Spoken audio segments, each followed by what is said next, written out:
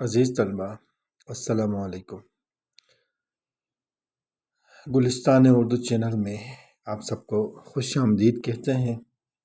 آج کی اس ویڈیو میں حصہ غزل جماعت نہوم کی اردو اور حصہ غزل میں غزل نمبر 1 ہستی اپنی احباب کی سی ہے۔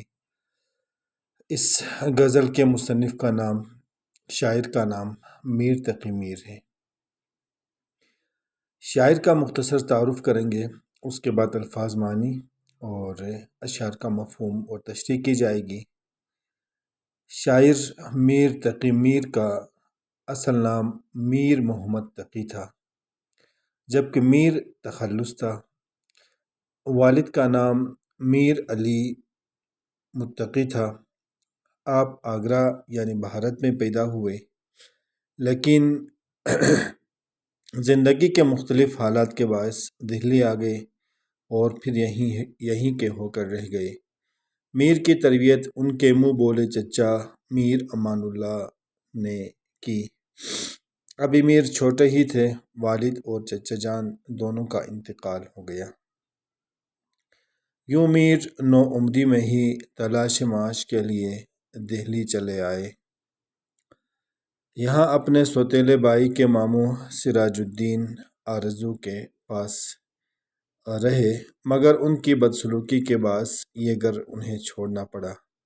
پھر نواب آصف الدولہ کے یہاں ملازمت کر لی اور باقی عمر اسی شہر میں بسر کر لی۔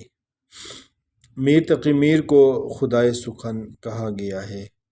میر نے مختلف اصناف ادب میں اور اصناف شعر میں شاعری کی، مگر ان کی پہچان غزل گوئی ہے۔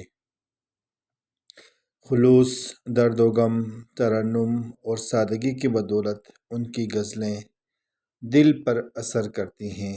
بابائے اردو ڈاکٹر عبدالحق نے ان کو سرتاج شعرائے اردو قرار دیا ہے۔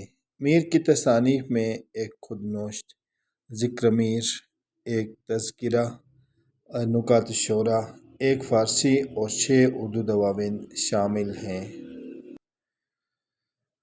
اب آئیں اس غزل کے الفاظ کے معنی بیان کرتے ہیں۔ غزل کا سب سے پہلا لفظ ہستی ہے۔ ہستی کے معنی زندگی، زیست بھی کہا جاتا ہے۔ حباب بلبلے کو کہا جاتا ہے۔ ناز کی نزاکت، ملائمت، چشم دل، دل کی آنکھ، لب ہونٹ کو کہتے ہیں۔ اضطراب، بے تابی، بے چینی، بے قراری اور بنا، جلا، بننا، جلنا۔ نیم باز، آدھی کھلی آنکھ، ادھ کھلی آنکھ بھی کہا جاتا ہے۔ سراب، سراب کے معنی دھوکہ کے آتے ہیں۔ نمائش، دکھاوے کو کہا جاتا ہے۔ اوقات،